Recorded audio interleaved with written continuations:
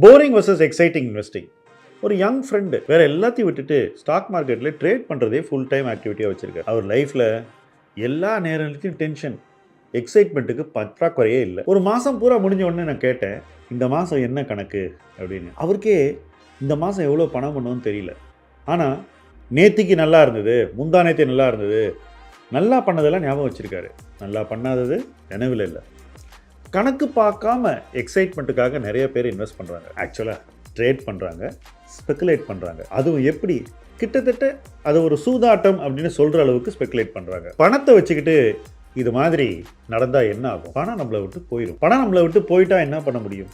ஒன்றும் பண்ண முடியாது. திருப்பி அந்த பணத்தை விட்டு இடத்துலையே பிடிக்க முடியுமா அப்படின்னு கேட்டால் ரொம்ப கஷ்டம். ஸோ எக்ஸைட்மெண்ட்டுக்கு ஒரு விலை இருக்குங்க. அதை ஒவ்வொருத்தரும் மைண்டில் வச்சுக்கோங்க.